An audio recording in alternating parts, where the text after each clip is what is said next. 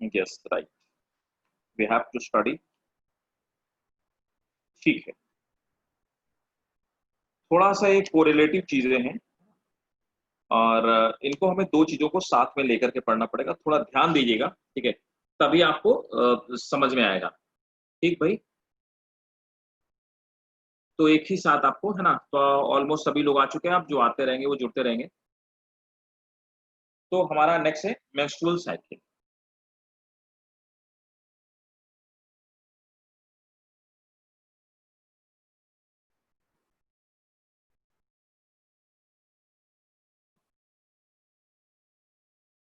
तो पहले मैं कुछ आपको थोड़ा सा समझा देता हूँ कि मेंस्ट्रुअल साइकिल कैसे चलती है, क्या होता है और किन दो जगहों पे चलती है और किसकी किसकी वजह से चलती है।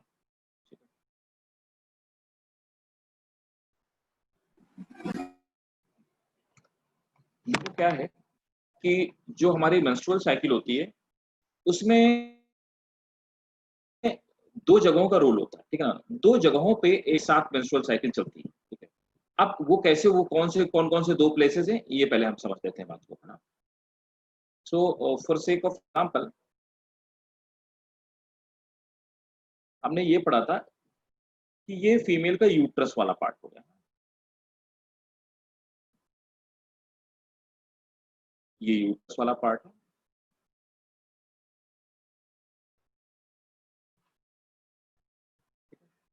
और ये सर्विकल पार्ट है, हम सर्विक्स कहते हैं, ये सर्विकल पार्ट है। और हमें ये पता है कि ये जो यूट्रस की वॉल्स है ये ऑलरेडी दो लेयर से मोटी बनी हुई होती हैं।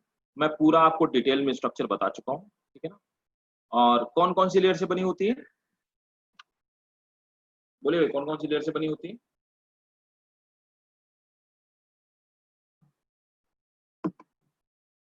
बोलो भाई। अच्छा, याद किसी को नहीं है ना, इसका मतलब साथ साथ पढ़ाई नहीं हो रही है। दूसरा क्या है, ये हमारी फेलोपियन ट्यूब है और ये ह्यूमंस की फेलोपियन ट्यूब हो गई। फेलोपियन ट्यूब में मैंने बताया था कि आपका जो आगे वाला ये जो पोर्शन होता है इसको हम फेम्ब्रेनेई बोलते हैं। ये फेम्ब्रेनेई क्या करते हैं, एग को अपनी तरफ अट्रैक्ट करने का फंक्शन करते हैं। इधर भी एक फेलोपियन ट्यूब होती है, ये पूरी बातें हम लोग समझ चुके थे, ठीक है। और ये आगे वाला ये चौड़ा वाला हिस्सा इसको हम एम्पुला कहते हैं और एम्पुला के आगे जो फिंगर लाइक प्रोजेक्शन है इनको हम फेम्ब्रेनेई कहते हैं।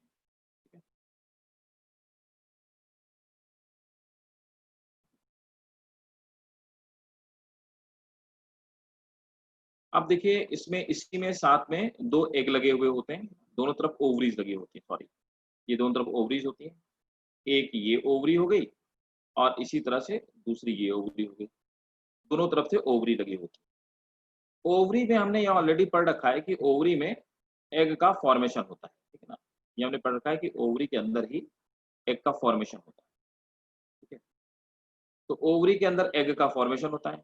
एग का फॉर्मेशन कैसे होता है ये बात मैं आपको लास्ट क्लास में बता चुका हूँ कि किस तरह से फॉलिकल बनती है, किस तरह से एंट्रम का फॉर्मेशन होता है, फिर उसके अंदर एग बनता है, फिर ग्राफियन फॉलिकल कैसे बनती है, ये पूरी प्रोसेस इसके अंदर होती है। तो हमने यार लास्ट क्लास में देखिए पढ़ चुके हैं कि यहाँ पर पहले एग नेस्ट का फॉर्मेशन होता है जिसमें बहुत सारे एग होते हैं, ठीक है। उसके बाद फिर क्या होता है, प्राइमरी फॉलिकल बनती है, सेकेंडरी फॉलिकल बनती है, मैच्योर एकदम फॉलिकल बनती है। जो फॉलिकल मैच्योर हो जाती है, इस फॉलिकल से एग रिलीज हो जाता है। एग बस्ट होने के बाद एग यहाँ पे जाता है ना। और एग इस तरह से यहाँ पे फेलोपियन ट्यूब में यहाँ पे पहुंच जाता है जहाँ पे फर्टिलाइजेशन होता है ना। इसके बाद ये जो वैकेंट वाली फॉलिकल होती है ये सीक्रेशन का फंक्शन करने लगती है, जिसको कि हम लोग बोलते हैं corpus luteum. Corpus luteum secretion करती है, कुछ हार्मोन्स को सीक्रेट करती है। हार्मोन सीक्रेट करने के बाद धीरे धीरे कार्पस ल्यूटियम भी डिजेनरेट हो जाती है। तो कार्पस ल्यूटियम अगर फर्टिलाइजेशन नहीं होता तो धीरे धीरे कार्पस ल्यूटियम भी डिजेनरेट हो जाता है, राइट। एक प्रोसेस तो यहाँ पर चल रही है, मतलब हमने कुल मिलाकर के ये जान लिया कि एक प्रोसेस यहाँ पे चल रही है, कहाँ पर, इस ओवरी वाले पार्ट के अंदर। तो ओवरी वाले पार्ट के अंदर हार्मोन्स की वजह से, हार्मोन्स की वजह से, हार्मोन्स के गाइडेंस पे एक रिएक्शन ऑलरेडी यहाँ पे चल रही है। दूसरी रिएक्शन कहाँ पे चल रही है, ये जो यूट्रस की वॉल है ना, हमने ये पढ़ा था कि दो मस्कुलर वॉल होती है, इनमें दो वॉल तो इसकी फिक्स होती है ना, ठीक। मेसोमेट्रियम ये अंदर वाली वॉल है। इसके अंदर एक और वॉल बनती है, वो वॉल लगातार बनती और बिगड़ती रहती है। और ये जो वॉल है ये इस तरह की कुछ है, इस तरह से, है ना, ये अनड्यूलेटेड है ना, मतलब इसमें कुछ गड्ढे हैं, फिर ये ऊपर की तरफ है, तो इस तरह से। और ये वॉल एक पतली सी, एक मोटी सी लेयर है, ठीक है। धीरे धीरे ये वॉल डेवलप होती है। ये वॉल वैसे ही होती है जैसे कोकोनट के अंदर कोकोनट का फॉर्मेशन होता है ना, कोकोनट के अंदर कोकोनट फ्लेश का फॉर्मेशन होता है। तो ये वॉल इस तरह की एक वॉल है। ये वॉल डेवलप होती है और बनती और बिगड़ती रहती है। ये वाली जो वॉल होती है, इस वॉल को हम क्या बोलते हैं? आवाज नहीं आती किसी की, मजा नहीं आता है। 11th वाले बच्चों से बोलता हूँ ना, 4 की आवाज एक साथ आती है, क्वेश्चन पूछते ही है, तुम लोग जवाब नहीं देते यार, इसका मतलब पढ़ नहीं रहे हो तुम लोग। इसको हम लोग एंडोमेट्रियम कहते हैं।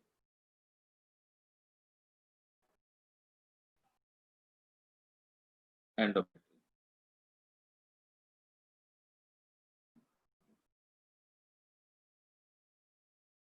राइट, एंडोमेट्रियम बोलते हैं, राइट कक्षा, एंडोमेट्रियम कहते हैं। तो एंडोमेट्रियम वाली जो वॉल है, ये धीरे धीरे डेवलप होती है। डेवलप होने के रिलीज हो जाती है, ठीक है। अगर फर्टिलाइजेशन हो गया तो ये वॉल बनी रहती है, और अगर डे पे एग रिलीज हुआ, उसके बाद फर्टिलाइजेशन नहीं हुआ, तो फिर धीरे धीरे ये ब्रेक होना शुरू हो जाती है। फिर से पूरी की पूरी ब्रेक हो जाती है। इसमें ब्लड कैपिलरीज होती हैं, जिसकी वजह से ये जितना सारा ये वाला जो पोर्शन जो होता है और ये वाला जो पोर्शन होता है, ये पूरा पोर्शन ब्रेक होकर के यहाँ से मेंस्ट्रुअल आउटफ्लो के फॉर्म में बाहर निकल जाता है।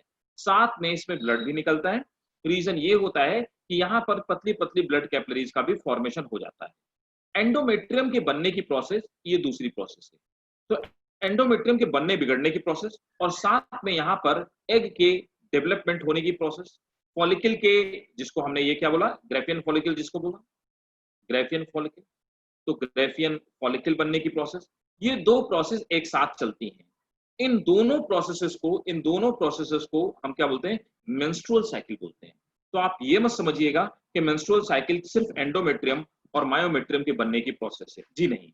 ये प्रोसेस दोनों है, का ओवरी में एग का फॉर्मेशन, और साथ में, और दोनों ही प्रोसेस पैरेलली एक साथ चलती हैं। मतलब एक काम कहां चल रहा होता है? ओवरी के अंदर, और दूसरा कहां चल रहा होता है? यहाँ। ये दोनों ही प्रोसेस एंडोमेट्रियम का बनना। अब कोई कौन सा हार्मोन किसको कंट्रोल करता है, ये मैं आपको अभी बता दूंगा, लिखवा दूंगा, ठीक है। अब मेरी बात को बहुत ध्यान से समझिएगा। मैंने आपसे बताया था कि यहां पर 14th डे में एग रिलीज हो जाता है। ये पूरी बातें मैं आपको बता चुका हूं। 28th डे में, ठीक है, मेंस्ट्रुअल आउटफ्लो हो जाता है अगर एग फर्टिलाइज नहीं हुआ, ठीक है। ये दोनों ही प्रोसेस दो जगह से कंट्रोल होती है। एक तो ओवरी से रिलीज होने वाला एंजाइम हार्मोन्स, जो कि कहां से निकलेगा? कार्पस ल्यूटियम से निकलेगा। तो ये हो गया आपका कार्पस ल्यूटियम वाला पार्ट, है ना। तो कार्पस ल्यूटियम से निकलने वाला एंजाइम कार्पस ल्यूटियम, साथ में follicle stimulating hormone, luteinizing hormone. ये दोनों ही हार्मोन कहां से निकलते हैं? कोई बताएगा कहां से निकलते हैं? हमारा ये ब्रेन वाला पार्ट हो गया। ब्रेन वाले पार्ट में यहां पर एक ग्लैंड पाई जाती है, जिसको आप पिट्यूटरी ग्लैंड कहते हैं, है ना। इसको हम पिट्यूटरी ग्लैंड बोलते हैं। ब्रेन हो गया, ब्रेन वाले पार्ट में इसमें हमारी ग्लैंड पाई जाती है, जिसको आप पिट्यूटरी ग्लैंड बोलते हैं।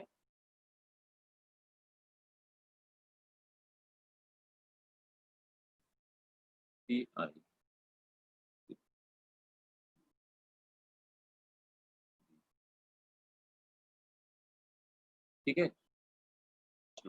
तो यहां से एक तो हार्मोन यहां से निकलते हैं, दो हार्मोन, और कुछ हार्मोन यहां से निकलते हैं। ये दोनों ही हार्मोन मेंस्ट्रुअल साइकिल को कंट्रोल करते हैं। ये बात आपको समझ में आई कि नहीं आई, ये बताओ पहले।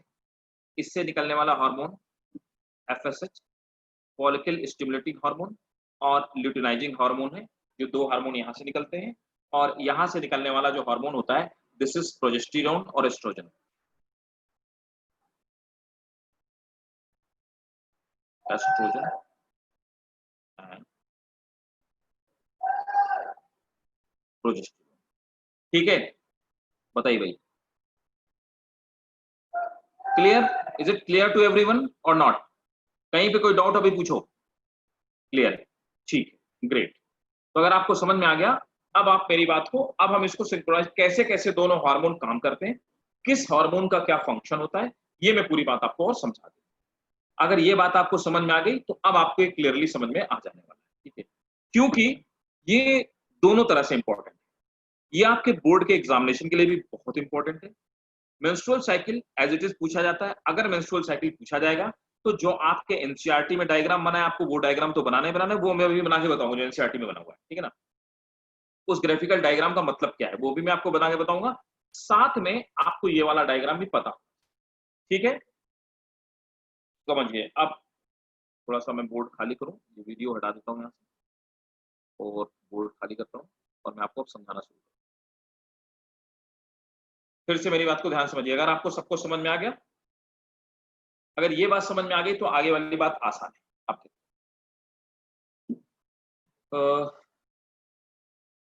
Hold on.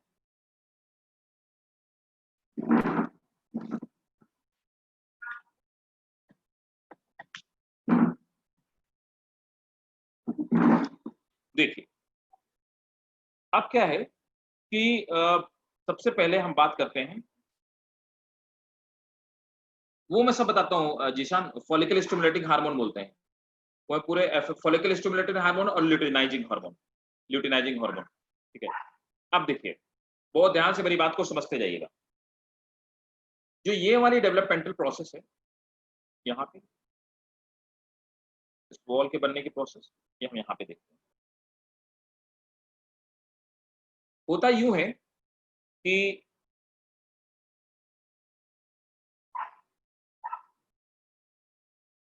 मैं इसको डेज में अब थोड़ा सा वो कर लेता हूँ। तो पूरी मेंस्ट्रुअल साइकिल को हम डिवाइड करते हैं, हमने पढ़ा था फर्स्ट डे से लेकर के, है ना, अभी नहीं पढ़ा था। मेंस्ट्रुअल साइकिल को हम कई सारी फेज में डिवाइड करते हैं, फर्स्ट डे से लेकर के जो फिफ्थ डे तक होती है, ठीक है ना, इसको हम लोग बोलते हैं मेंस्ट्रुअल फेज।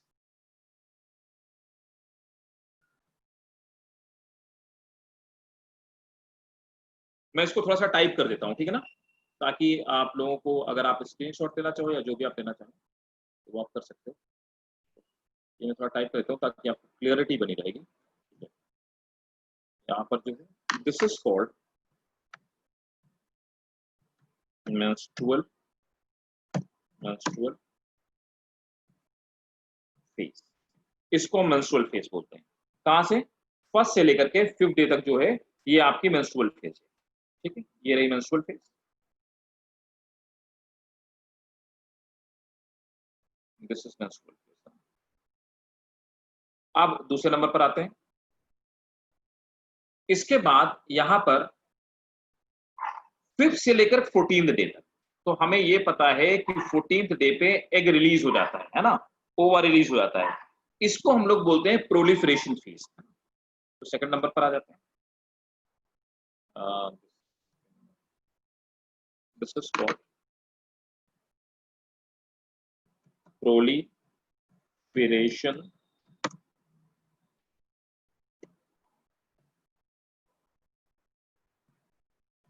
फेज। हमारी हो गई प्रोलिफरेशन फेज, ठीक है। और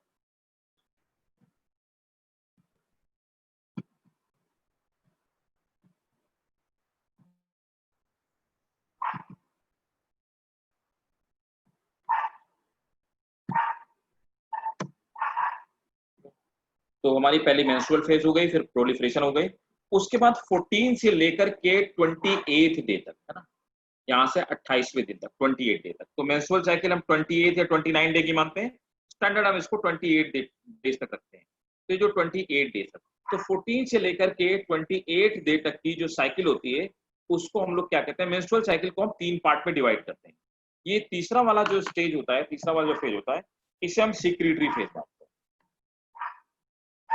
सिक्रीटरी फेज, इसको हम सिक्रीटरी फेज बोलते हैं, ठीक। अब देखते जाइए यहां पर क्या होता है, सबसे पहले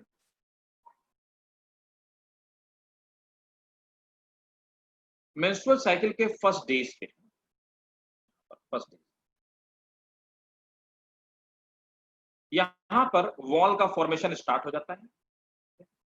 एंडोमेट्रियम की वॉल धीरे धीरे डेवलप होती है। बहुत ध्यान से मेरी बात को समझना, जिसको नहीं समझ में आए, जहां पे नहीं समझ में आए वहां पे पूछना, वरना अगर आपने ध्यान नहीं दिया तो आप फिर बाद में भले ही बोलो सर दोबारा समझा दो, लेकिन आपको समझ में उतना नहीं आएगा। इसलिए जितना मैं फर्स्ट क्लास में जितना समझा रहा हूँ आपको इनिशियल टाइम पे, उसको आप बिल्कुल एकदम गौर से समझिए, और जहां पे नहीं समझ में आए वहीं पे मेरे को रोक के पूछिए, वरना पूरी कहानी खत्म होने के बाद अगर आप बोलोगे तो आपको उतना मजा नहीं आएगा। देखिए अब क्या होता है, यहाँ पे मेंस्ट्रुअल आउटफ्लो फेज क्या होती है, यहाँ पर फर्स्ट से यहाँ पे ये ब्लीडिंग वाली फेज होती है। इस वाली फेज में ये ब्रेक हो जाती है। ब्रेक होने के बाद फिर से 5th डे के बाद से दोबारा से वॉल बनना शुरू होती है। तो वॉल का फॉर्मेशन शुरू होता है। वॉल धीरे धीरे मोटी होती जाती है ना, और वॉल थिक होती जाती है। जब 14th डे में पहुंचते हैं तो वॉल मैक्सिमम थिक हो चुकी होती है। तो ऑलमोस्ट इतनी थिक वॉल हो चुकी होती है। 14th डे में वॉल मैच्योर हो चुकी होती है और मैक्सिमम मैच्योर वॉल का फॉर्मेशन हो चुका होता है। ठीक है, ये वॉल का फॉर्मेशन इसलिए होता है क्योंकि यहाँ पर एग आकर के इम्प्लांट होगा, और अगर एग इम्प्लांट नहीं होता तो पूरी की पूरी वॉल टूट जाती है।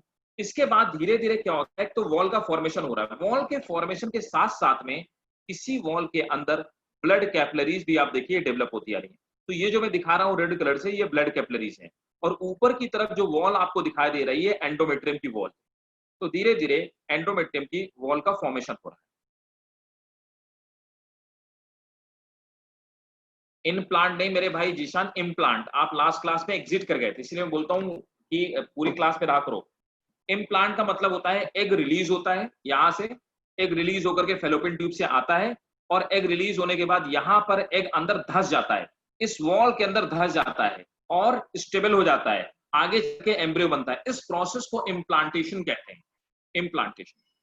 ठीक है, इसके अंदर धीरे धीरे इस तरह देखिए ब्लड कैपिलरीज का फॉर्मेशन होता है। ये वही ब्लड कैपिलरीज हैं जो बिना फर्टिलाइजेशन ना हो जाने की कंडीशन में ब्रेक हो जाती है और जिसकी वजह से ब्लीडिंग स्टार्ट हो जाती है।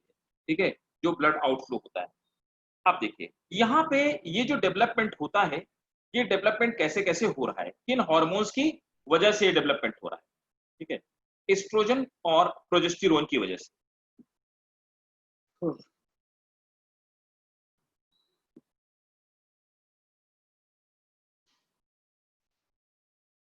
डेज वैसे ही रहेंगे, है ना, इसी के बराबर, मैं इसीलिए ग्राफ बना रहा हूं।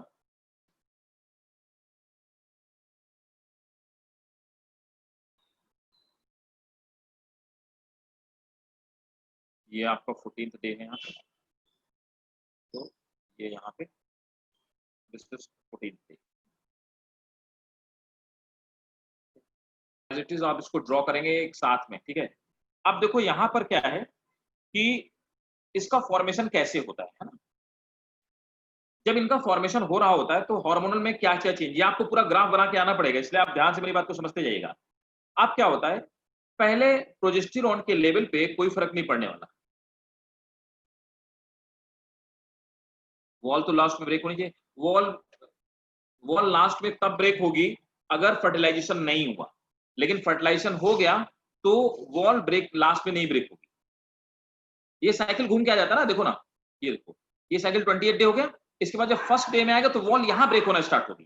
फर्स्ट डे में, फर्स्ट से 5th डे पे वॉल ब्रेक होती है, और 28वें दिन पे 28 डे पे वॉल मैच्योर होती है, मैक्सिमम मैच्योरिटी होती है। 28 के बाद फिर से हम इसको फर्स्ट में काउंट करना शुरू कर देते हैं, तो 28 के बाद फिर फर्स्ट डे आ जाएगा, तो वॉल ब्रेक होना यहाँ स्टार्ट होगी, तो मतलब 29th डे में वॉल ब्रेक होगी एक्चुअली। ठीक है, अब देखिए यहां पर धीरे धीरे धीरे धीरे ये किन हार्मोन के इन्फ्लुएंस में होता है। प्रोजेस्टेरोन जो होता है, प्रोजेस्टेरोन का देखिए, प्रोजेस्टेरोन यहाँ पे 14th डे के बाद एग को फर्टिलाइज करके इस वॉल को मेंटेन रखने के लिए प्रोजेस्टेरोन का सिक्रीशन धीरे धीरे बढ़ता जाता है, और अगर वॉल ब्रेक होने लगेगी तो प्रोजेस्टेरोन का सिक्रीशन धीरे धीरे घटने लगेगा। ठीक है, तो ये हार्मोन है। ठीक, फ्लो स्टार्ट होगा फर्स्ट डे में, मतलब 29th पे। फ्लो 29 में मतलब फर्स्ट डे पे, तो फर्स्ट डे में फ्लो स्टार्ट होगा और नॉर्मली 3 to 5 डेज तक रहता है। फर्स्ट, सेकेंड, थर्ड, मतलब 29, 30, 31, फिर 1, 2 ऐसे करके फ्लो स्टार्ट होगा। ठीक है, तो हम इसको मानते हैं कि 1 to 5 डेज में होगा जिसमें मेंस्ट्रुअल फ्लो रहेगी। ये देखो ना, ये वॉल नीचे हो गई ना, पतली हो गई ना, इसका मतलब पूरी वॉल ब्रेक हो गई। मतलब 5th डे पे वॉल कंप्लीटली 100% ब्रेक हो चुकी होगी, बिल्कुल वॉल बचेगी नहीं। मतलब एंडोमेट्रियम नाम की कोई चीज 5th डे पे नहीं बचेगी। ठीक है, ठीक। अब देखो यहां पर क्या है कि मैंने आपसे बताया कि ये प्रोजेस्टेरोन का लेवल है। तो प्रोजेस्टेरोन का काम क्या होता है?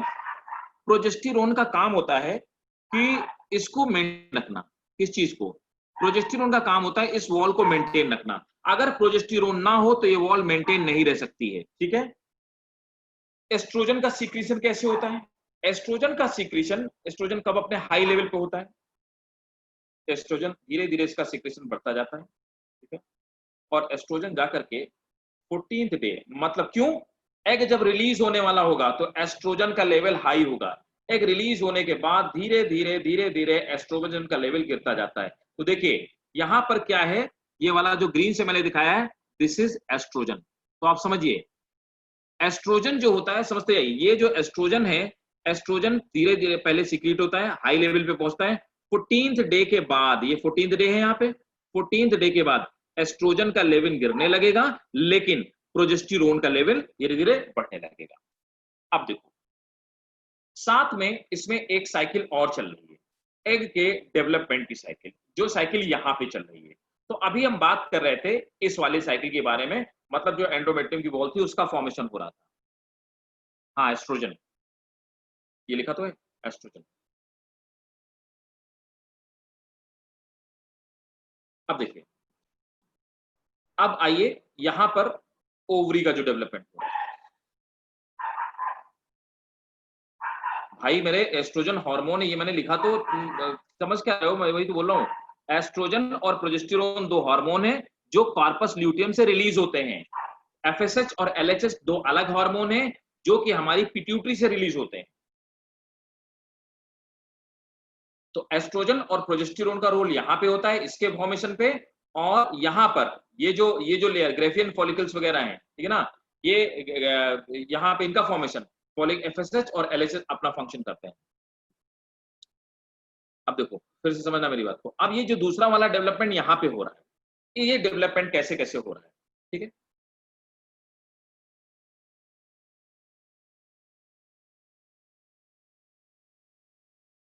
मेंस्ट्रुअल साइकिल आपको सही से समझ में आनी चाहिए।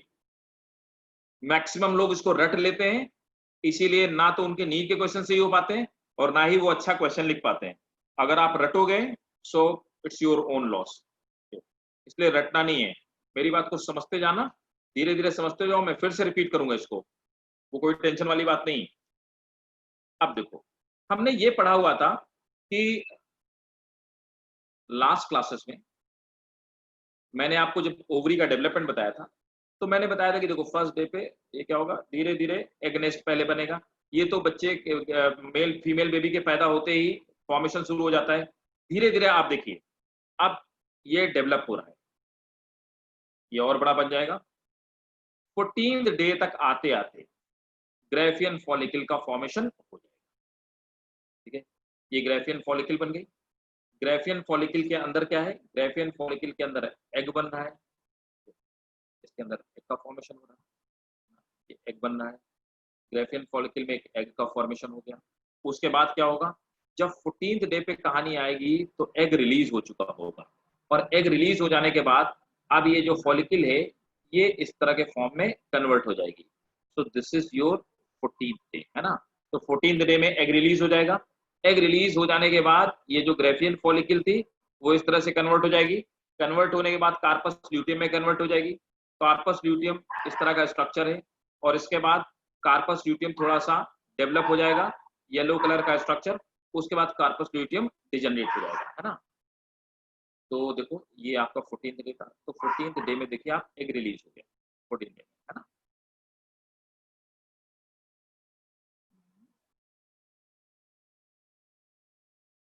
तो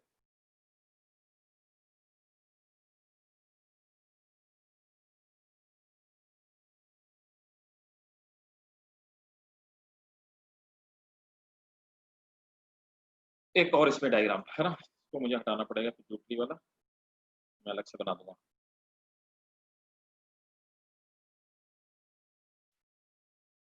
अगर आप ये दोनों डायग्राम एक साथ बना के बोर्ड में आ गए, 5 आउट ऑफ 5 मार्क्स नहीं मिले, आप मेरे को बोलना। That is the complete information. अब यहाँ पे फिर से तो हमने यहाँ पे वॉल का फॉर्मेशन पढ़ा और यहाँ पे हार्मोन पढ़ा। इसी तरह से यहाँ पे हमने एग के रिलीज होने को पढ़ा और फिर से हम यहाँ पे पढ़ते हैं कि हार्मोन्स कैसे कैसे इसके साथ में फंक्शन कर रहे होंगे, है ना। तो हार्मोन का फंक्शनलिटी, कौन सा हार्मोन का लेवल कब बढ़ेगा, तो ये हमारा फिर से 14th डे है। प्रोजेस्टेरोन 28 डे में सिक्रीशन 0 जॉब होगा फर्टिलाइज में या इनफर्टाइल में। प्रोजेस्टेरोन 28 डे में सिक्रीशन 0 जब होगा, नहीं देखो, अगर रेयान, अगर प्रोजेस्टेरोन से का लेवल मेंटेन रहेगा तो प्रोजेस्टेरोन के लेवल मेंटेन होने से ये मेंस्ट्रुअल आउटफ्लो नहीं होगा, ये वॉल बनी रहेगी। तो इसीलिए प्रेगनेंसी को मेंटेन करने के लिए प्रोजेस्टेरोन का सिक्रीशन कंटिन्यूअस होते रहना चाहिए। अगर जब एक फर्टिलाइज नहीं होता तो धीरे धीरे प्रोजेस्टेरोन का लेवल गिरने लगता है, जिसकी वजह से ये एंडोमेट्रियम टूटने लगती है।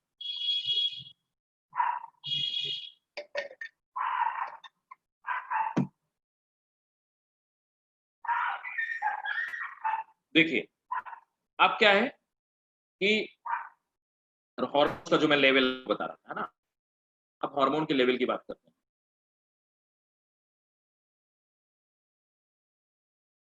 ठीक, अब देखिए यहां पर क्या है, मैंने आपसे बताया कि इससे दो हार्मोन निकलते हैं, एफएसएच और एलएच, ठीक है ना। अब देखो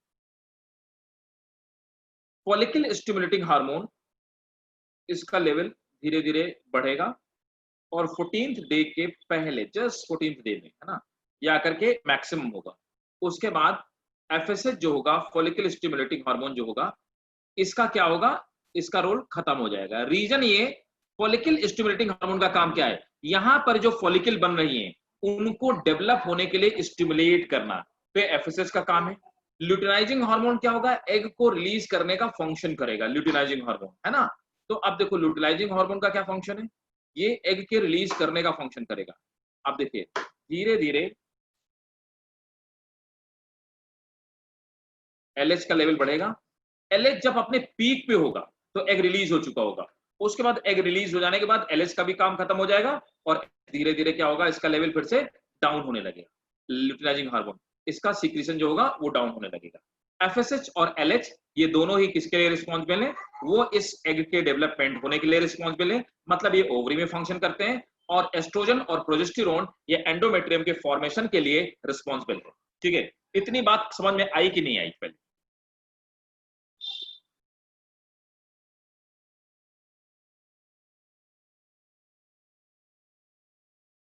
यहां तक बताइए, सब लोग बताओ।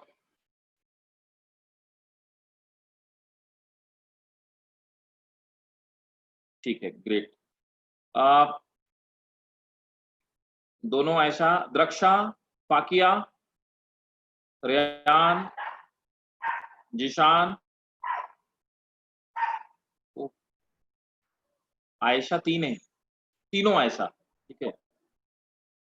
प्रांजल,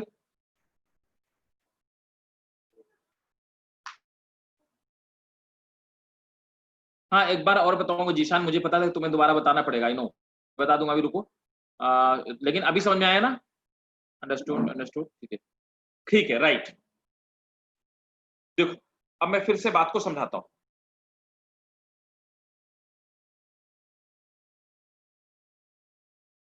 देखना, मेरी बात को ध्यान समझना। दो जगह डेवलपमेंट शुरू हो रहा है। फॉलिकल स्टिमुलेटिंग हार्मोन इन फॉलिकल के फॉर्मेशन को प्रमोट करती है, फॉलिकल के रिलीज होने को, फॉलिकल के स्टिमुलेट होने को प्रमोट करती है। एफएसएच क्या होता है, धीरे धीरे फॉलिकल का फॉर्मेशन करता है।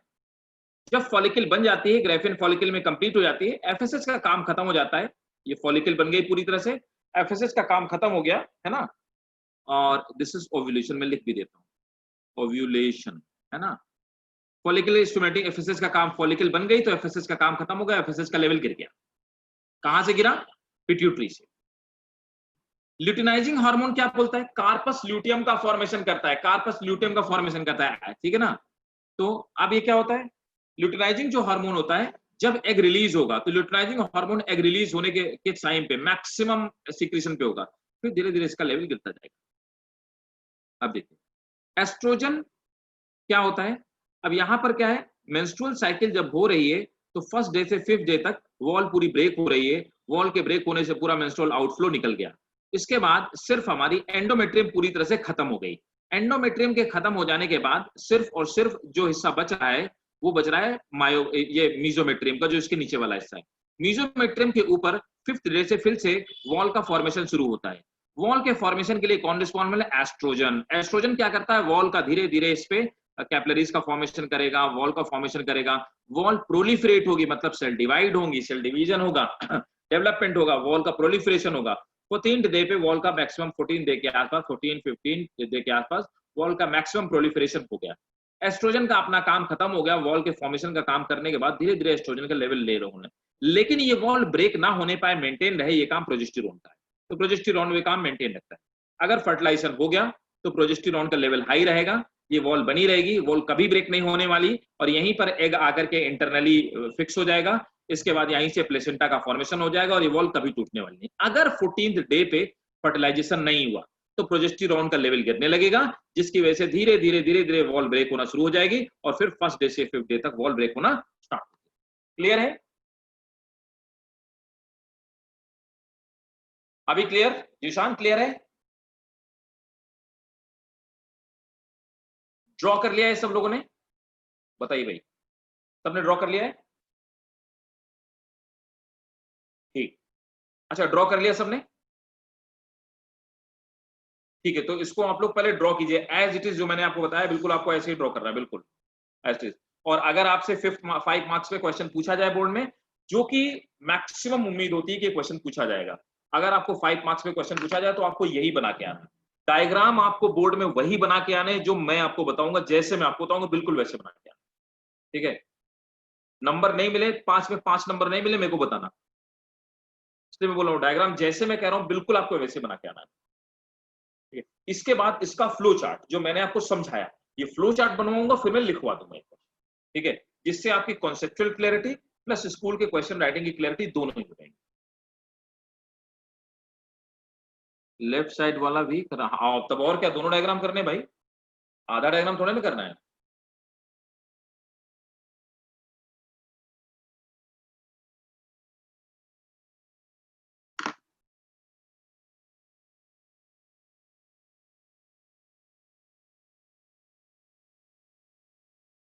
थोड़ी स्पीड से करिएगा।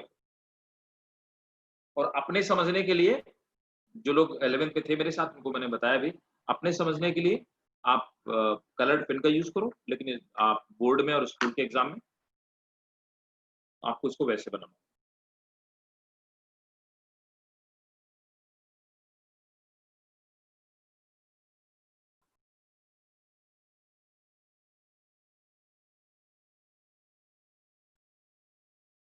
हो जाए तो आप मुझे मैसेज पिंग कर दीजिएगा, अगर आपका बन जाए डायग्राम तो मैसेज पिंग कीजिएगा आप।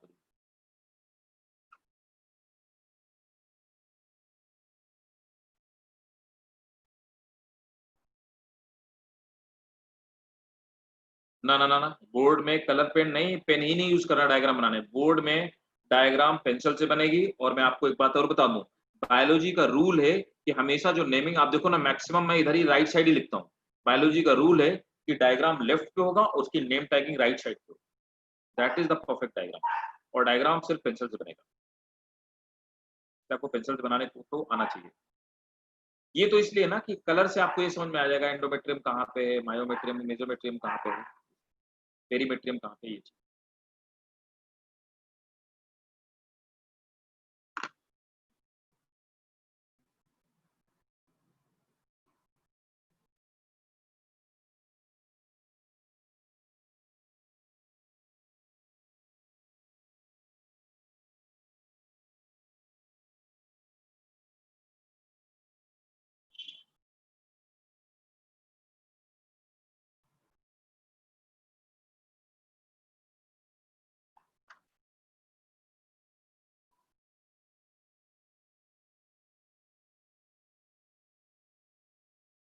हो गया? अभी स्टार्ट किया जाए? डन।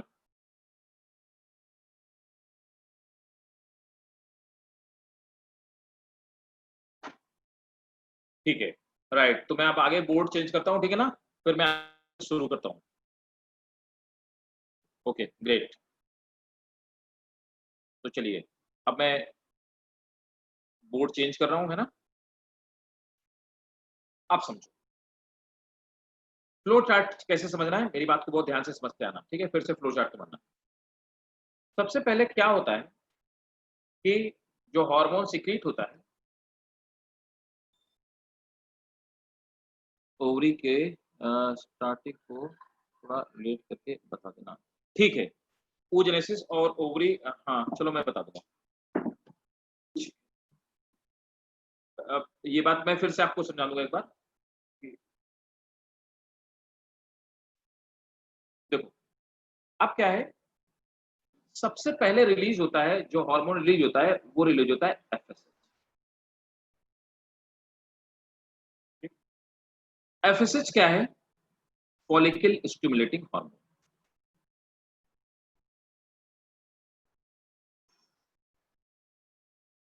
Follicle stimulating hormone. अब आपको इतनी बात तो समझ में आ गई है कि फॉलिकल क्या होता है, इसको स्टिमुलेट करना क्या होता है। एफएसएच जो है, इसका फंक्शन क्या होता है? ठीक है? आप देखिए, और ये कहाँ से रिलीज़ होता है? ठीक, देखो, एफएसएच ये ग्रोथ ऑफ काम क्या करता है, इसका फंक्शन क्या है? Growth of primary growth of primary ovarian follicle. क्या काम करता है? ये जो प्राइमरी ओवेरियन फॉलिकल थी, ये जो आपकी फॉलिकल्स बन रही थी यहाँ पे, ये क्या था? ये प्राइमरी ओवेरियन फॉलिकल है। इसकी ग्रोथ के लिए कौन रिस्पॉन्सिबल है? एफएसएच रिस्पॉन्सिबल है। ये आपकी प्राइमरी ओवेरियन फॉलिकल है, ये ग्रो कर रही है। इसको ग्रो करने का काम कौन कर रहा है? ये आपको फॉलिकल स्टिमुलेटिंग हार्मोन कर रहा है। तो it is responsible for growth of primary ovarian follicle. ठीक है, मैं लिख देता हूं यहां पर, रिस्पॉन्सिबल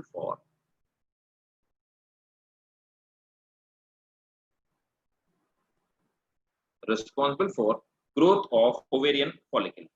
अब देखो, दूसरा एफएसएच का फंक्शन क्या होता है ना? दूसरा ये क्या काम करता है? दूसरा भाई जी ये क्या काम करता है? ये फॉलिकल को स्टिमुलेट करता है। It stimulate it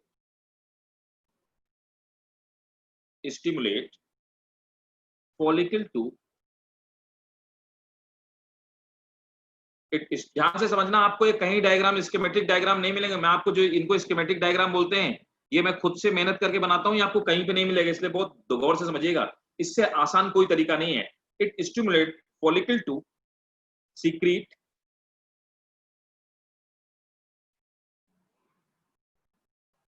secret oestrogen.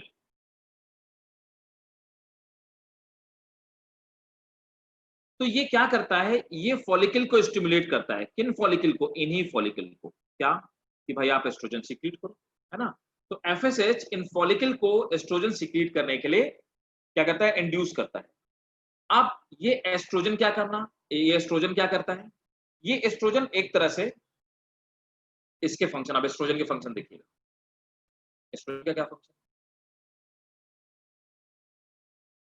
पहला फंक्शन, ये जो एफएसएच निकल रहा था, इसका काम खत्म हो गया, तो पहला काम करेगा, इट इनहिबिट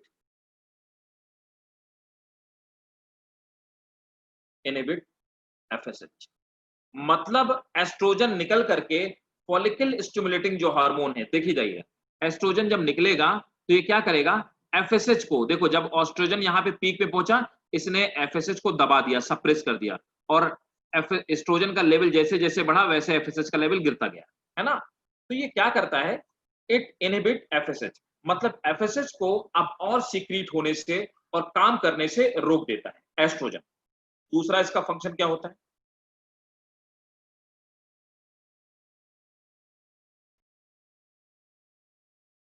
इट स्टिमुलेट, अब एक को रोकता है, दूसरे को क्या करता है? It stimulate secretion of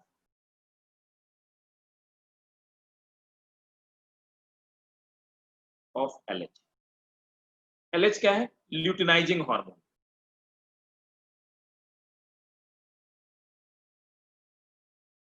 luteinizing hormone. अब ये न्यूट्रलाइजिंग हार्मोन को सीक्रेट करता है, LH को इंड्यूस करता है। इसीलिए देखिए एस्ट्रोजन का जब लेवल बढ़ा तो LH का भी लेवल ऊपर बढ़ गया, क्योंकि एस्ट्रोजन ही रिस्पॉन्स, एस्ट्रोजन दो काम करता है, ल्यूटिनाइजिंग हार्मोन को सीक्रेट होने के लिए इंड्यूस करता है और FSH को दबा देता है। ये दो काम एस्ट्रोजन के होते हैं।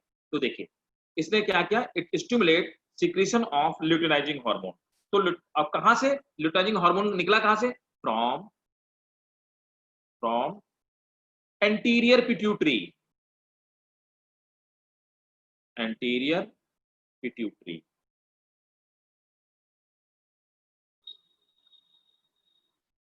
एंटीरियर पिट्यूटरी है ना। अब देखो क्या होता है, तीसरा इसका फंक्शन क्या है। अब इसके आगे पहले कहानी समझ लेते हैं, फिर इसका मैं तीसरा फंक्शन बताऊं। अब ये जब LH निकलता है एंटीरियर पिट्यूटरी से, अब ये LH क्या करेगा?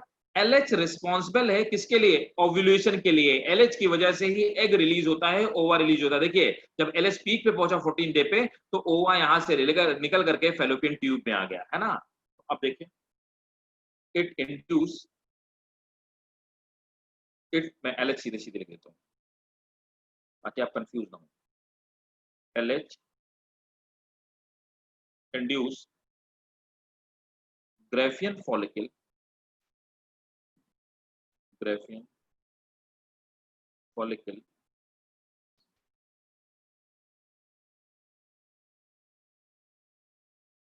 follicle to burst and release egg, जिससे 14th डे पे, ठीक है, एग रिलीज हो जाएगा। और हुआ क्या? Production of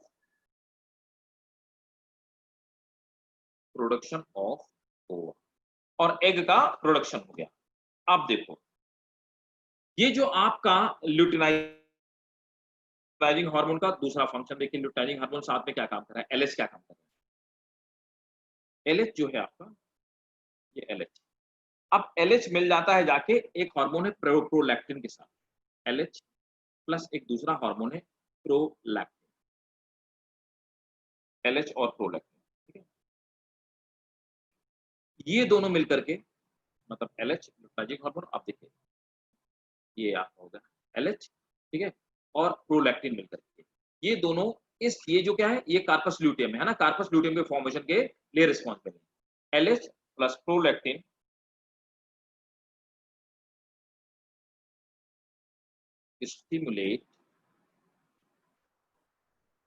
stimulate formation of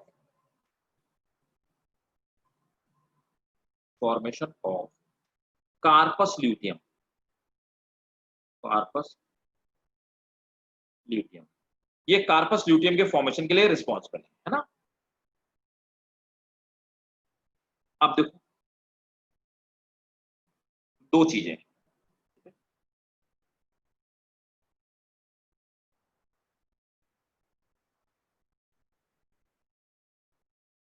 अब जो प्रोजेस्टेरोन है वो क्या काम करता है?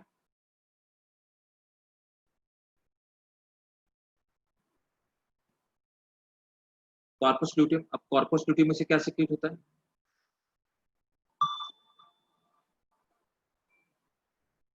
कार्पस ल्यूटियम, कार्पस ल्यूटियम खुद में सिक्रेटरी ग्लैंड है, कार्पस ल्यूटियम सीक्रेट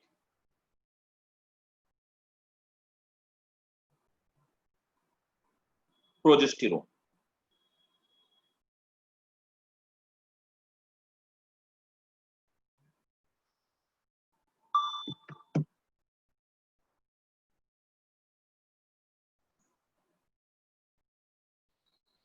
अब ये प्रोजेस्टेरोन का सीक्रेशन करती है, समझना मेरी बात को भाई।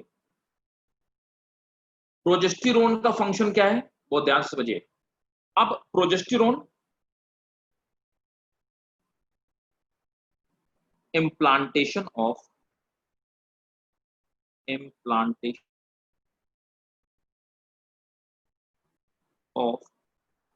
ओवा।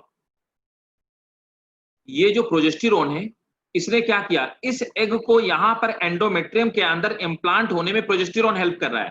इसीलिए हम ये कहते हैं progesterone is very important hormone for maintenance of pregnancy. अगर प्रोजेस्टेरोन हार्मोन नहीं है, लेवल कम हो गया, इसका सीक्रेशन कम हो गया, फर्टिलाइजेशन के बाद भी क्या होगा, ये एग रिलीज हो जाएगा, बाहर निकल आएगा और मिसकैरिएज हो जाएगा। मतलब कि कंसीव नहीं किया जा सकता बिना प्रोजेस्टेरोन के। तो इसको मेंटेन करने के लिए प्रोजेस्टेरोन को लेवल हाई होना ही होना चाहिए। ठीक है, ठीक है। तो इम्प्लांटेशन ऑफ ओवा, ठीक है ना। और दूसरा क्या काम करता है, दूसरा इट सप्रेस, इधर लिख देता हूं,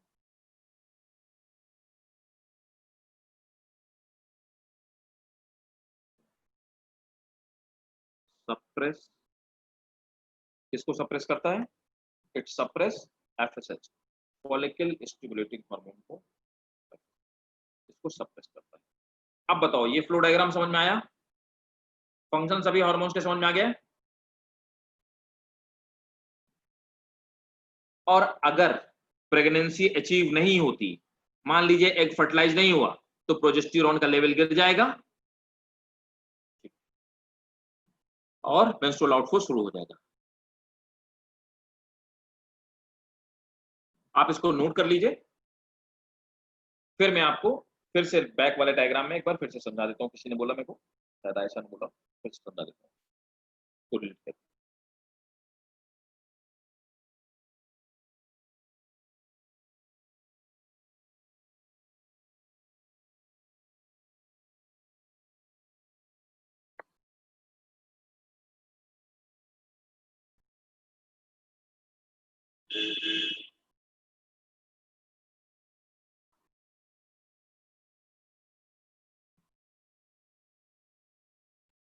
डन हो गया, नोट कर लिया।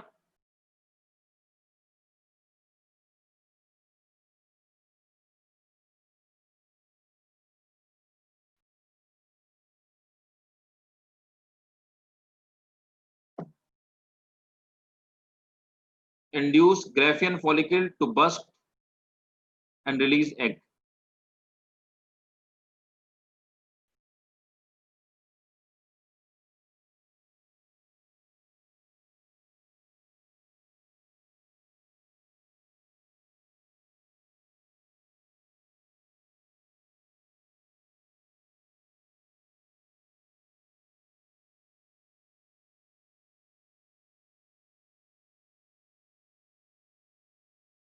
हो गया भाई,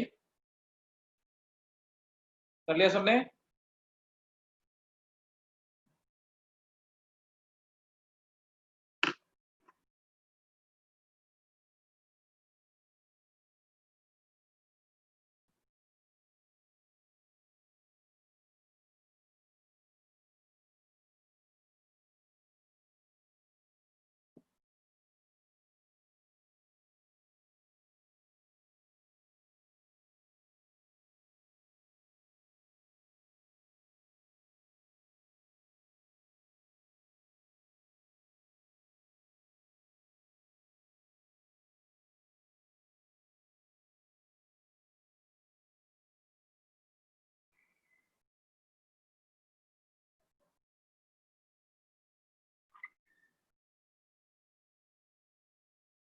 डन, ठीक है। चलिए अब मैं दोबारा एक बार फिर से समझा देता हूँ, है ना, समझना ऐसा। मैंने ये बोला कि देखो ये क्या हो रहा है, एग का डेवलपमेंट हो रहा है ना। अब क्या है, इसके लिए कौन से हार्मोन रिस्पॉन्सिबल है, यहाँ से निकलने वाला फॉलिकल स्टिमुलेटिंग हार्मोन, ये प्राइमरी फॉलिकल के फॉर्मेशन के लिए रिस्पॉन्सिबल है। प्राइमरी फॉलिकल बनती है एफएसएच की वजह से। तो ये देखो प्राइमरी फॉलिकल बन रही है, प्राइमरी फॉलिकल के बाद ग्राफियन फॉलिकल बन गई, ग्राफियन फॉलिकल बन गई। उसके बाद ये लुटेनाइजिंग जो हार्मोन होता है, ये ओव्यूलेशन के लिए रिस्पॉन्सिबल है। इसीलिए देखो एलएच की वजह से यहाँ से एग रिलीज हो गया, तो एलएच भी यहीं से निकलता है और एफएसएच भी यहीं से निकलता है। ठीक है ना। अब देखो यहाँ पे ये ओवरी ये डेवलप हो जाने के बाद एफएसएच का काम खत्म हो गया, तो धीरे धीरे इसको सप्रेस कर दिया जाता है। बाकी के हार्मोन एस्ट्रोजन वगैरह इसको सप्रेस कर देता है। तो एस्ट्रोजन और प्रोजेस्टेरोन मिलकर इसको सप्रेस कर देते हैं, इसलिए सप्रेस हो जाता है। इसके बाद क्या होता है, ये जो आपका एस्ट्रोजन हार्मोन है ना, ये प्रोलिफरेशन के लिए रिस्पॉन्सिबल है। तो देखिए यहाँ पे एस्ट्रोजन की वजह से यहाँ पे प्रोलिफरेशन हो रहा है, ठीक है। प्रोजेस्टेरोन इसको मेंटेन करने के लिए रिस्पॉन्सिबल है, तो प्रोजेस्टेरोन की वजह से यहाँ पे मेंटेन। अब देखिए ये रिलीज कहाँ से हो रहा है, एस्ट्रोजन और प्रोजेस्टेरोन दोनों ही कहाँ से, ये एग रिलीज होने के बाद ये कार्पस ल्यूटियम हो गया, कार्पस ल्यूटियम से ही एग और प्रोजेस्टेरोन दोनों रिलीज हो रहे हैं। इसके एस्ट्रोजन के बनने के लिए कौन रिस्पॉन्सिबल है, ये एलएच ही रिस्पॉन्सिबल है। एलएच की वजह से देखिए एस्ट्रोजन का फॉर्मेशन यहाँ पे स्टार्ट हो जाता है, ठीक है। अब देखो, तो यहाँ पे साथ में एक का फॉर्मेशन हो रहा है, ठीक है, किनकी वजह से, एफएसएच और एलएच की वजह से। दूसरा यहाँ पे साथ में ये एंडोमेट्रियम का फॉर्मेशन हो रहा है, और ये किसकी वजह से, एस्ट्रोजन और प्रोजेस्टेरोन की वजह से। प्रोजेस्टेरोन जब तक हार्मोन सीक्रेट होता रहेगा तब तक ये वॉल ब्रेक नहीं होगी, वॉल बनी रहेगी और प्रेगनेंसी मेंटेन रहेगी। लेकिन अगर एग फर्टिलाइज नहीं हुआ तो प्रोजेस्टेरोन का लेवल गिरने लगता है, प्रोजेस्टेरोन का लेवल गिरने लगता है तो एंडोमेट्रियम मेंटेन नहीं हो पाती, ये ब्रेक होना स्टार्ट हो जाती है और फिर मेंस्ट्रुअल आउटफ्लो के साथ में ये बाहर आ जाता है। अब बताइए किसी को कहीं पे कोई दिक्कत हो या ना समझ में आया तो आप मुझे बताइए, और अगर आपको समझ में आ गया हो तो मैं इसको लिखवा देता हूँ आपको, जैसे आपको लिख के आना पड़ेगा, क्योंकि आपको ये लिखना भी पड़ेगा बोर्ड में। जल्दी से बताओ बिना टाइम वेस्ट किए।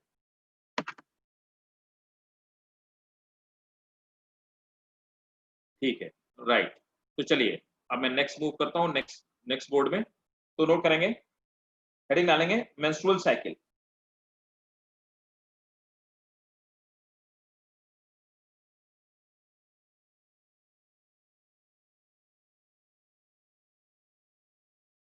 एस्ट्रोजन तो कार्पस ल्यूटियम से बनता, हाँ एस्ट्रोजन कार्पस ल्यूटियम से बनता है, देखो ये एस्ट्रोजन और प्रोजेस्टेरोन दोनों कार्पस ल्यूटियम से बनते हैं, यहाँ पे हमने मेंशन किया है, यहाँ पे है ना।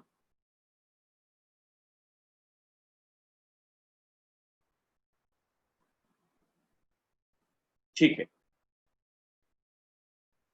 तो मेंस्ट्रुअल साइकिल, तो पहले देखिए मेंस्ट्रुअल साइकिल होती क्या है, नोट करेंगे।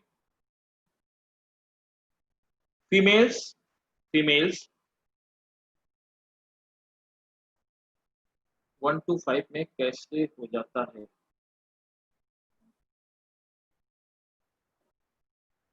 मतलब ये होता है कि देखो अगर प्रेगनेंसी मतलब एग फर्टिलाइज नहीं हुआ तो एग आ गया, एग यूट्रस में रखा हुआ है, तब क्या होता है कि मैंने ये बोला कि प्रोजेस्टेरॉन का जो लेवल होता है वो गिरने लगता है, सीक्रेशन बंद हो जाता है, बंद होने लगता है, जिससे एंडोमेट्रियम ब्रेक होने लगती है, जिससे एंडोमेट्रियम ब्रेक होने लगती है। यहाँ पे प्रोजेस्टेरॉन का सीक्रेशन हुआ हो रहा है। अब देखिए अगर फर्टिलाइज नहीं हुआ तो प्रोजेस्टेरॉन का लेवल गिरने लगता है। जब प्रोजेस्टेरॉन का लेवल, तो ये जो होती है ये यहाँ पे प्रोजेस्टेरॉन ये सीक्रेट कर रही है, लेकिन फिर क्या होगा जब एक फर्टिलाइज नहीं होगा तो ये क्या डिजनरेट हो जाएगी, जिसकी वजह से प्रोजेस्टेरॉन का लेवल गिर जाएगा, और प्रोजेस्टेरॉन का लेवल जैसे गिरना शुरू हो जाएगा तो 18th डे के बाद फर्स्ट डे पे ये वॉल ब्रेक होना शुरू हो जाएगी। अब समझ में आया अयान?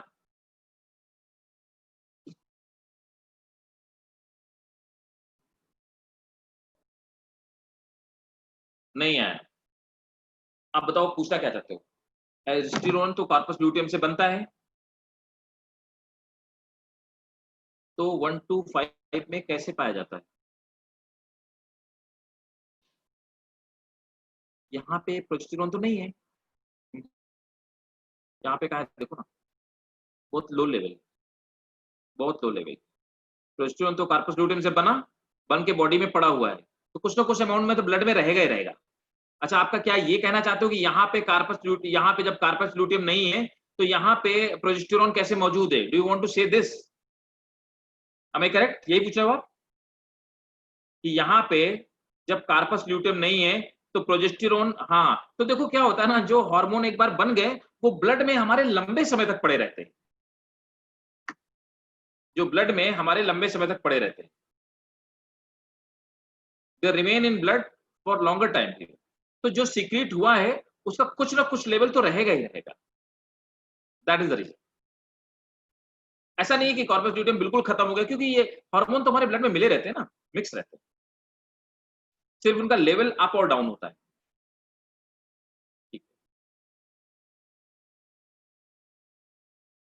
मेंस्ट्रुअल साइकिल तो नोट करेंगे, in female menstrual cycle takes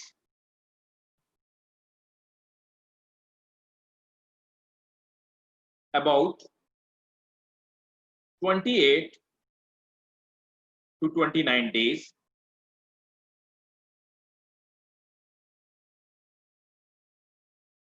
which involve changes in structure,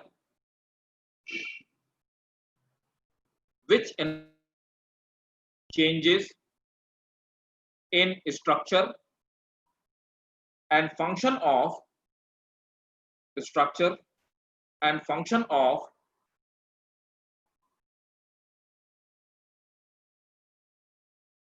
entire reproductive system, entire reproductive system. Full stop. This cycle occurs, और किन में होती है? This cycle occurs in human. This cycle occurs function of reproductive system, structure and function of reproductive system. Full stop. Next point. The menstrual cycle occur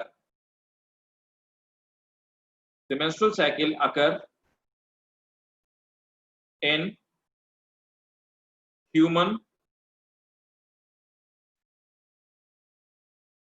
apes and monkey.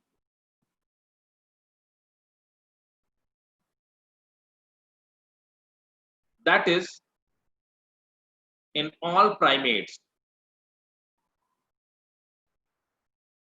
हम तीनों primates में आते हैं. That is in all primates. Next point.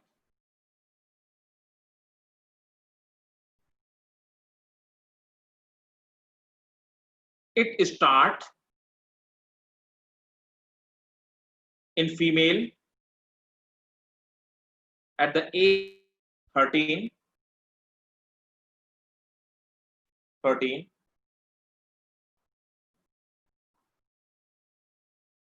The starting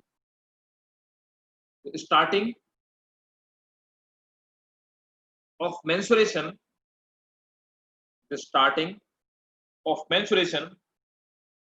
is called menarche. The starting of menstruation is called menarche. Next point.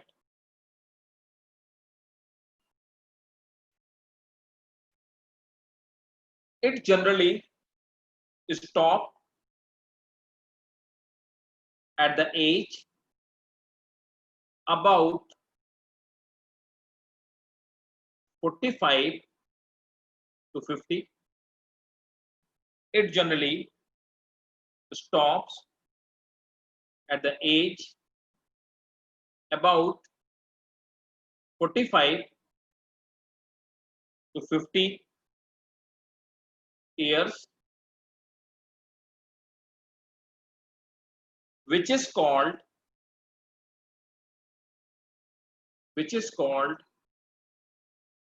menopause. So menstrual cycle के start होने के menarche बोलते हैं और menstrual cycle एंड होने के वो menopause बोलते हैं.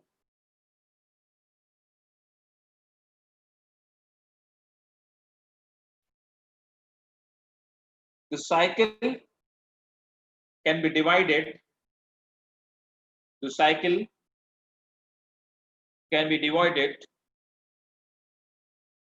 into three phases. Cycle can be divided into three phases. First one is called follicular or proliferating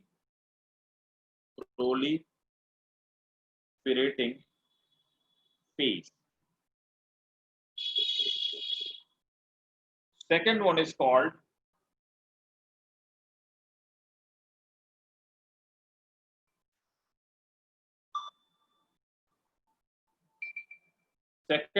called menstrual or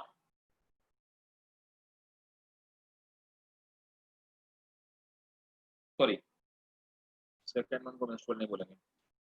First proliferating phase. Second one is called luteal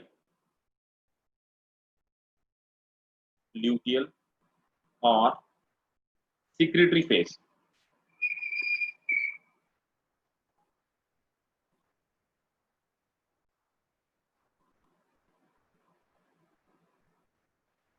Secretory phase.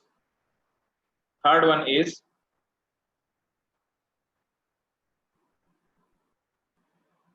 menstrual or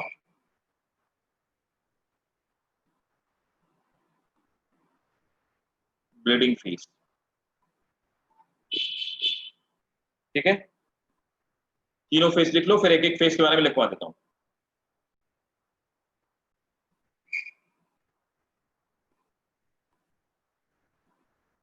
heading डालिए. First one follicular or proliferating phase. Follicular or proliferating phase.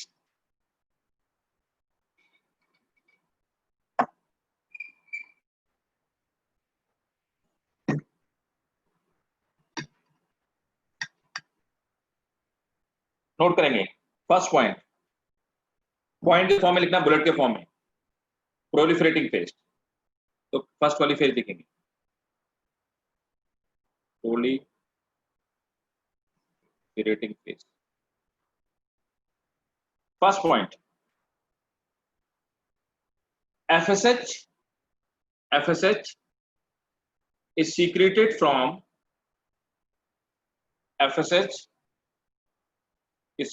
from anterior pituitary.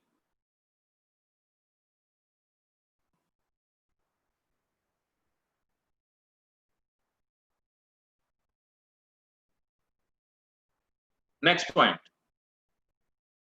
FSH stimulate. Next point, FSH stimulate primary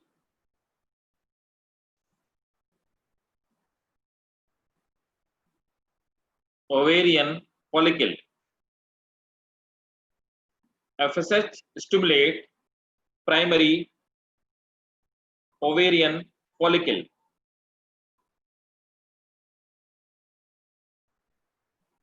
Next point,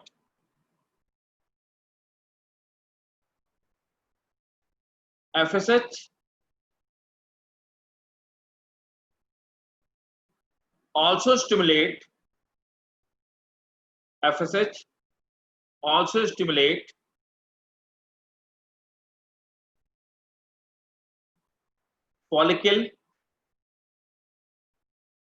follicle cell. FSH also stimulate follicle cell to secrete estrogen.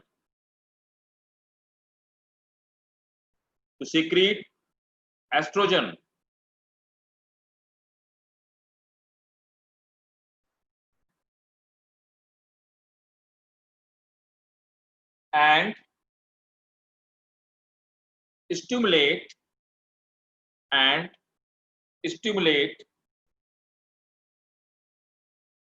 secretion of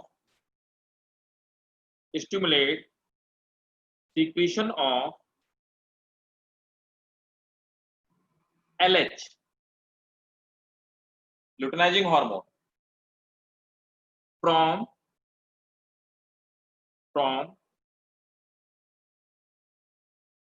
anterior pituitary.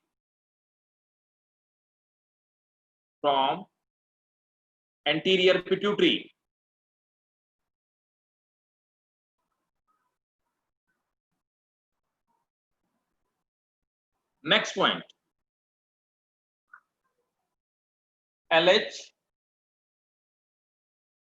LH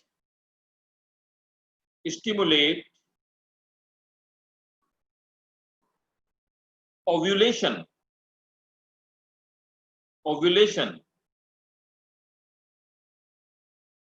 that is release of ova, that is release of ova at 14th day, release of ova at 14th day. Next point,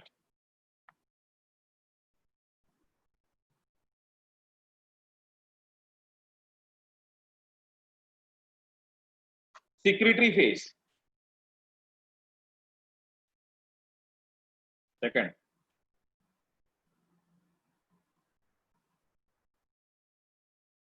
secretory phase.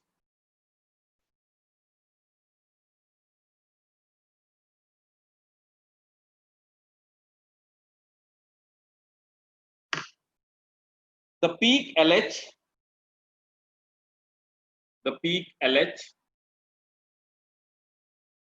with prolactin, the peak LH with prolactin from anterior pituitary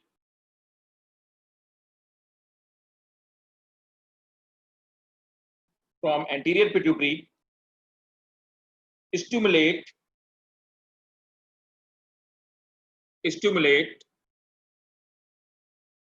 formation of corpus luteum,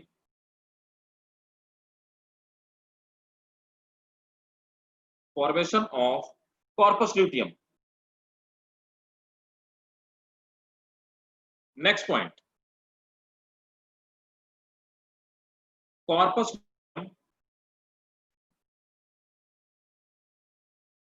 secrete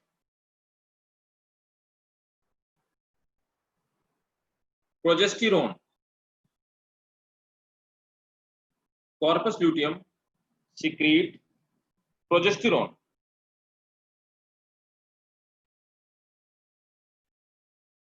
Next point,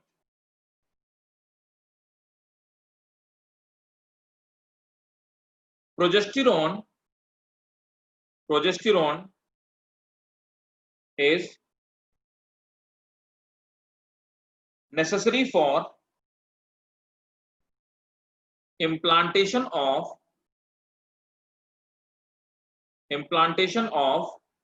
progesterone is necessary for implantation of fetus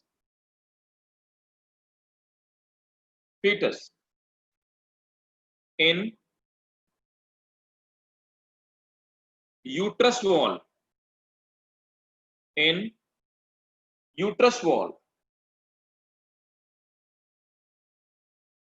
Next point, progesterone inhibit release of FSH,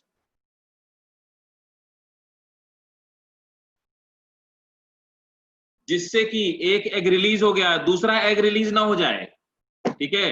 अगर fertilisation हो गया तो एक बार fertilisation हो गया तो दोबारा फिर से नेक्स्ट मंथ में दूसरा एग ना रिलीज होने पाए, ये कौन करता है? प्रोजेस्टेरोन ही। एंडोमेट्रियम को कौन नहीं टूटने ब्रेक होने देता है? प्रोजेस्टेरोन। लेकिन कब? जब इम्प्लांटेशन हो जाए, ये तब की बात हो रही है, ठीक है। तो inhibit release of FSH, note कर लो इसे, so that additional egg is not released। तो इम्प्लांटेशन के अगले 9 मंथ तक कोई भी एग रिलीज नहीं होता। इनफैक्ट उसके आगे जब तक लैक्टेशन पीरियड होता रहता है, जब तक फीमेल में लैक्टेशन होता है, तब तक दोबारा फर्टिलाइजेशन के बाद कभी भी एग रिलीज नहीं होता है, याद रखिएगा। थर्ड, menstrual,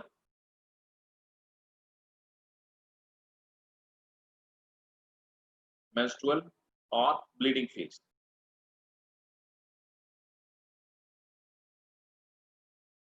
नोट करिए.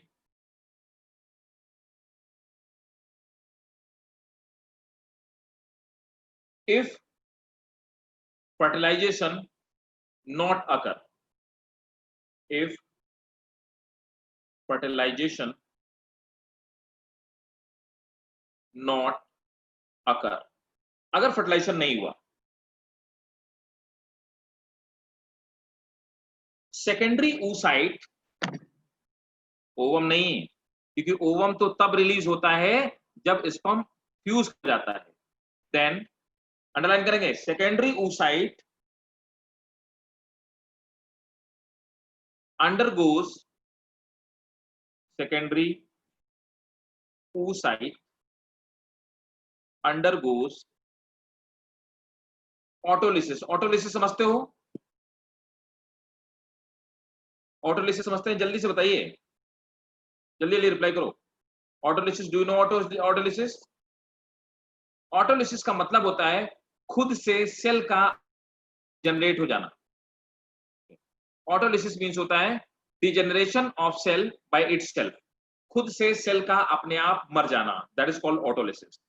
तो अगर फर्टिलाइजेशन नहीं हुआ तो उसके बाद एग खुद से डिस्ट्रॉय होना शुरू होता है. ब्रैकेट में लिख लो, self destruction.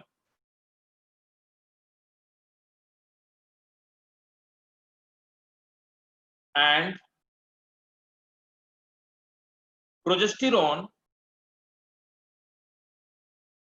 and progesterone inhibit and progesterone inhibit release of LH, full stop.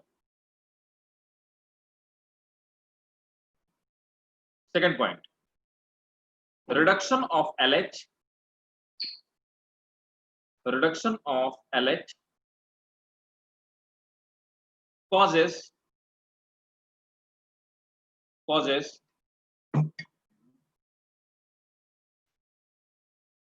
degeneration of, अब देखिए जब फर्टिलाइजेशन नहीं होता तो अपने आप ये भी डिजेनरेट हो जाती है.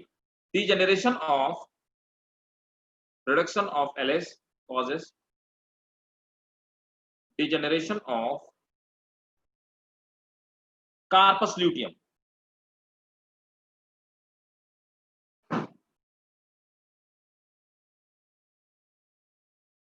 बाई ऑटोलिसिस, ये भी खुद से समाप्त हो जाती है, खुद से खत्म हो जाती है. ठीक है ना? फर्टिलाइजेशन नहीं हुआ तो पहले सेकेंडरी oocyte खत्म हो जाएगा, फिर कार्पस ल्यूटियम भी अपने आप क्या हो जाएगी? डिजेनरेट हो जाएगी.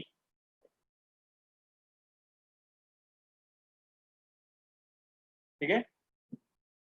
अब जब कार्पस ल्यूटियम खत्म हो गई तो कार्पस ल्यूटियम ही तो वो चीज थी, वो ग्लैंड थी जो कि प्रोजेस्टेरॉन को सिक्रीट कर रही थी, जिसकी वजह से एंडोमेट्रियम बनी हुई थी, मेंटेन थी. तो नेक्स्ट पॉइंट नोट करेंगे, due to this progesterone level fall in blood, due to which progesterone level fall in blood. Next point, uterine wall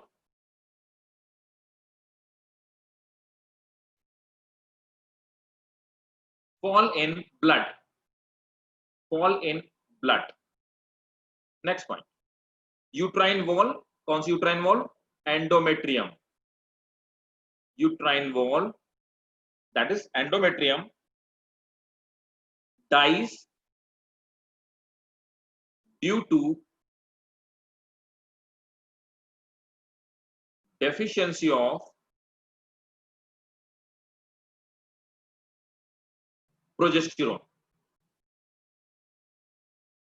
क्योंकि भाई प्रोजेस्टेरोन अगर फर्टिलाइजेशन हो गया होता तो कार्पस ल्यूटियम डिजनरेट नहीं होती और प्रोजेस्टेरोन लगातार सिक्रीट होता रहता और एंडोमेट्रियम मेंटेन रहती। लेकिन फर्टिलाइजेशन ना होने की वजह से एक डिजनरेट हो गया, कार्पस ल्यूटियम डिजनरेट हो गई, जिससे प्रोजेस्टेरोन का सिक्रेशन रुक गया, जिससे कि ब्लड में प्रोजेस्टेरोन का लेवल कम होने लगा, जिसकी वजह से एंडोमेट्रियम ब्रेक होने लगी। ब्लड वेसल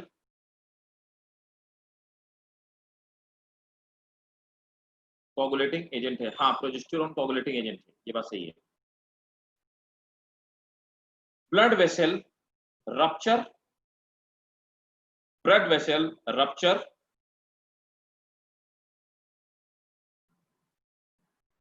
causes bleeding,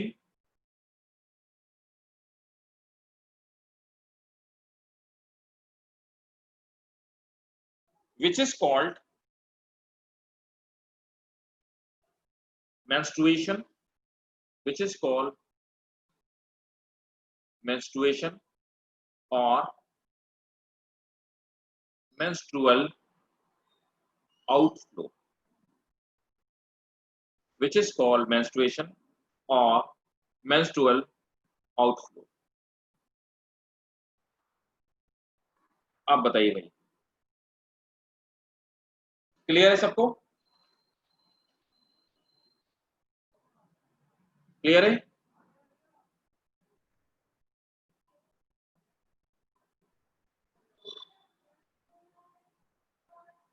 ठीक है, ग्रेट। अगर आपको एक क्लियर हो गया, फिर से जाइएगा, फिर से एक बार रिवाइज कीजिएगा।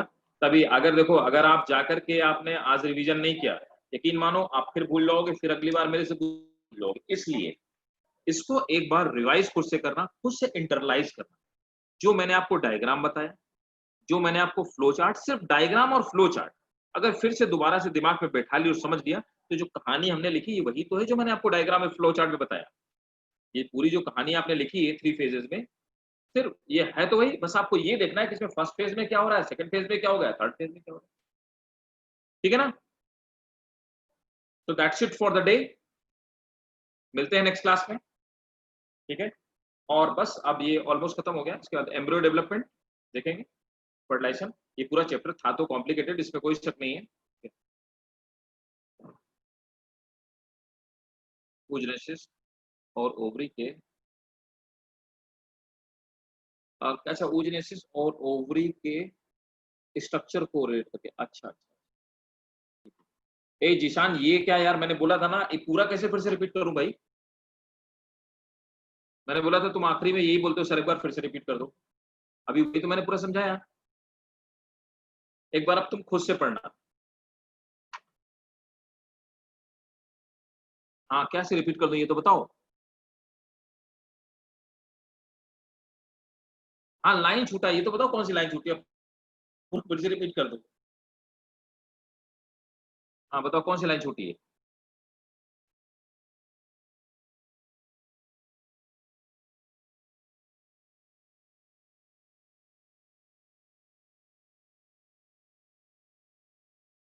मेंस्ट्रुअल, हाँ वही तो बताओ, मेंस्ट्रुअल साइकिल लाइन कौन सी छूटी, वो लाइन तो बताओ ना मेरे को, जो छूटी है तुम्हारी लाइन। फर्स्ट पॉइंट नोट करो,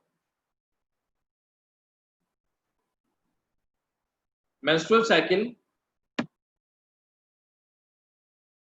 starts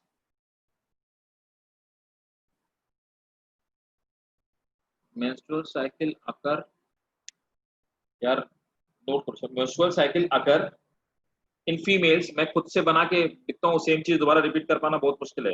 menstrual cycle occur in females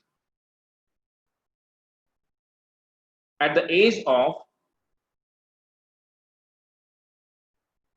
13, which is called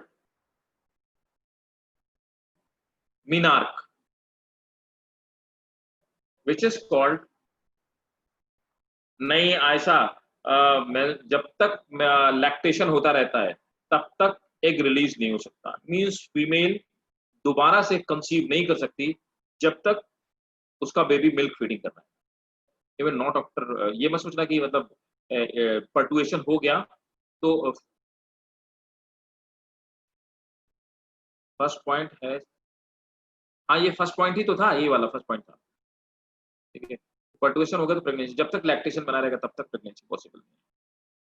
यही फर्स्ट पॉइंट था, और क्या क्या रखा? अच्छा क्या समझ में नहीं आया आयशा? लैक्टेशन पीरियड तक एक रिलीज नहीं होता तो मेंस्ट्रुअल आउटफ्लो, नहीं नहीं नहीं, मेंस्ट्रुअल आउटफ्लो भी नहीं होता। हाँ हाँ हाँ हाँ हाँ।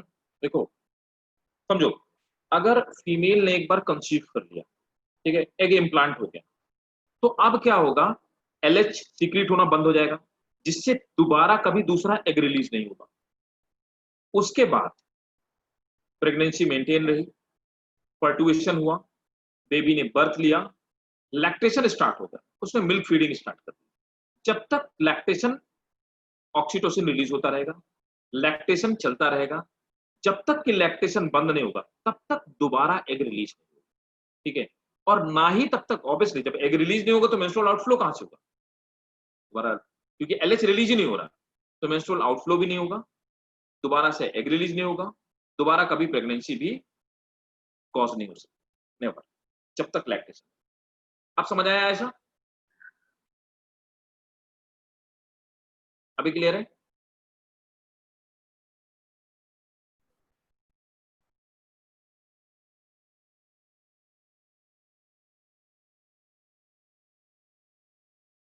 कि oogenesis और वो ओवरीज में एक एक का डेवलपमेंट बताया था, उससे रिलेट करके समझा दो,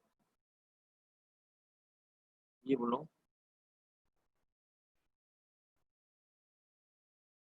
ovary,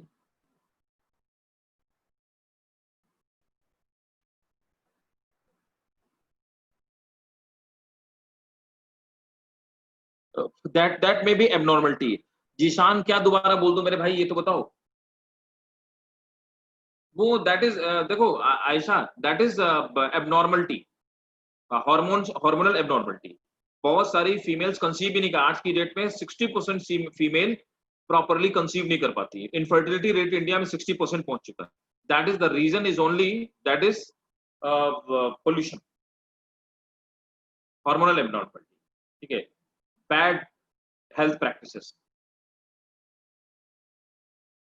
cycle occur in female, दोस्त तुम बहुत ध्यान से लिखा करो यार, तुम्हारा सिर्फ छूटता है यार, किसी का नहीं छूटता। Cycle occur in female till 45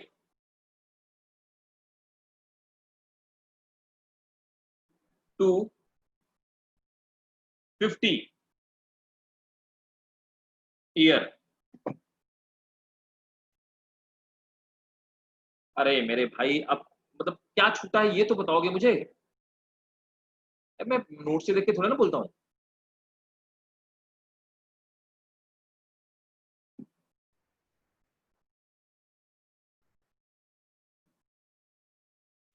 hormonal change के लिए भी कुछ होते हैं, हाँ, hormonal change, hormonal change is also responsible for that. First point मेरे भाई ये था, नोट करो, ठीक है। In females this activity take place in 28 to 29 days that involve that involve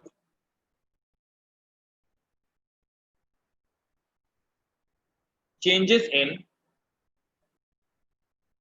structure and function of reproductive organ।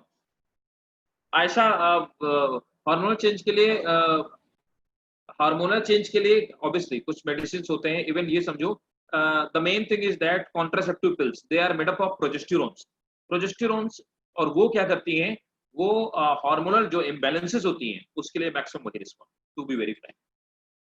जितनी contraceptive pills आती हैं they are made up of progesterones mainly, and they are a type of estrogens, they are responsible for these kind of abnormalities.